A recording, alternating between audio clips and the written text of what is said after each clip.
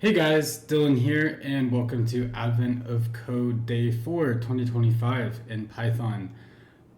Remember that if you want to see the code for this solution, you can always check it out on GitHub, and if you want to know how to download your puzzle input automatically without having to copy and paste, please check out the video that I made. So without further ado, let's get into Day 4. So if we take a look at this problem, we made it down the elevator from yesterday, but we need to have the elves help us with their forklifts, but they seem busy moving papers around on the floor. So the objective of today's problem is to check all the rolls and see how many can be moved. And a roll can be moved if there are less than 4 rolls in the surrounding 3x3 squares adjacent to it. So I think this shouldn't be too difficult. Let's go ahead and jump into the code. And if we go ahead and take a look at our input data here, it's just a massive grid. So actually, I don't think that there's much that we need to do to parse here. So we'll go ahead and jump into part 1. So we'll go ahead and start off by making a variable for the total of number of rows that we can access. And I think we're going to be wanting to check how many adjacent rows there are. So I'll make another function, and I'll call it def get number adjacent. And this will take in some grid, our puzzle input, and a row and a column to start checking from. And we'll come back to this in a second. And back down here in part 1, we'll just say for row in the range length of data, and for column in range length of data row. We can just take a look and say if we have a roll, so if data row column is equal to the @, and it's accessible if there are less than 4 adjacent rows to it.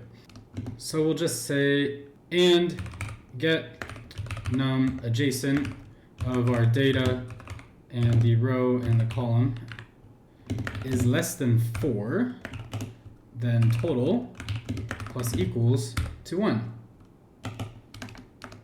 And at the end, we'll go ahead and return total. And then if we take a look at our get number adjacent, we'll just count out the number adjacent, start it equal to 0. And we can just say for a dr in -1, 0, 1. And for dc in the same, -1, 0, 1. Then what this will help us do is check all of the cells in this 9x9 area, centering on the center cell RC. And first, we'll calculate the cell that we should look in. So row and column will equal to R plus dr, C plus dc. And now what we need to do is we need to check if the row and column that we calculated is either out of bounds or if it's the center cell. Because if it's out of bounds, obviously it'll be out of the range of the grid, so we should skip it. And we also don't want to count the center square as adjacent to it because it is itself. So I'll just type that in and meet you back. Okay, so I'm just checking here if the row is less than 0 or greater than the length of the grid, or if the column is less than 0 or it's greater than the length of the row that we're in, then we should skip this value. And also if dr and dc are 0, meaning we're in the center cell, we should also skip this particular iteration of the loop. And then finally, if the grid of row column is the @, meaning it's another roll, then we'll increment num adjacent by 1. And then finally at the end, we can just return num adjacent. And if we head back down to part 1, I think that should be all we need to do. So let's just go ahead and give our code a little run. And we get 1320. And if I enter this in, perfect. That is a good solution for part 1. So let's take a look at part 2. So taking a look at part 2 here, it seems like what it's asking is, if we remove all the removable things in the initial state, then maybe there will be other removable roles. So we'll remove those as well, and we should keep removing everything until nothing else can be removed. And it seems like we need to return the total number of roles that can be removed from the grid. All right, let's take a look at the code. So this time I am going to use the parse function, and that's because we're going to be modifying the spaces in our grid. And because each row is a string, it doesn't allow modification in place. So I'm going to just convert the whole thing to a list of lists, where each unit in the list is an individual character so that we can easily edit it. So here in parse, we will just return, and I'll just call it A for A in row, for row in data. This way we'll just be able to edit each individual value. And we'll go over here and we'll just say grid is equal to parse data. And then my approach for this problem is basically going to write a function that finds anything that can be removed, and then we'll remove everything and then search for what can be removed over and over again until nothing can be removed. So what I want to do is I want to write a find removable function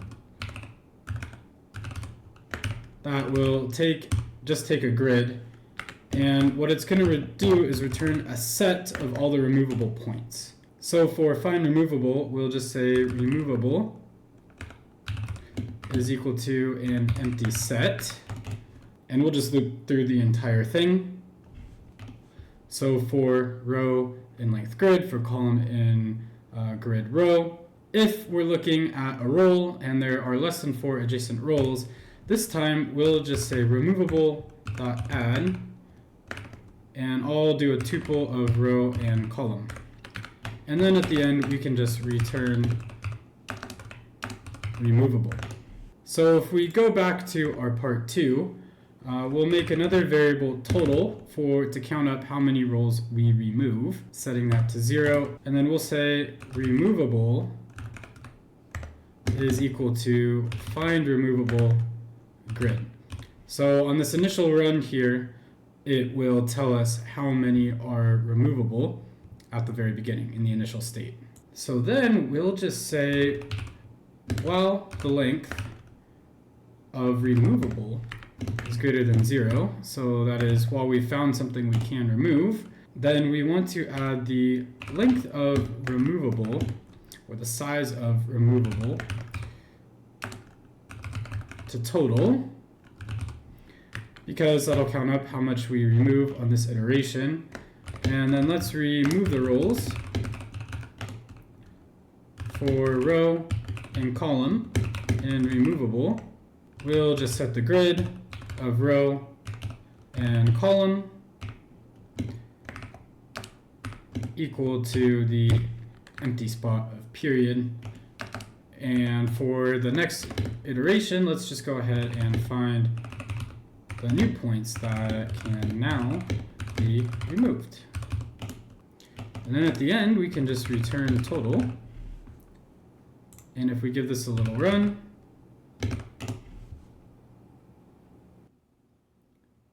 so after that last bit there, I spent a bit of time debugging, and I realized that when I copied and pasted from the previous part 1, that I had put data here instead of grid, and that was leading to an infinite loop. However, after I solved it and got the correct answer, that clip in my recording had no video. So I have to fill you in now. Anyways, when we copied before, this said data here, and it should say grid. So if we go ahead and run that, then we get our answer here. And back on the Advent of Code website, unfortunately, I can't re-enter my answer, but it was the correct solution. So sorry about that. Anyways, that was Advent of Code Day 4 for 2025. So if you found this video helpful, please leave a like. And if you have any questions, please leave them in the comments. Thanks. Bye.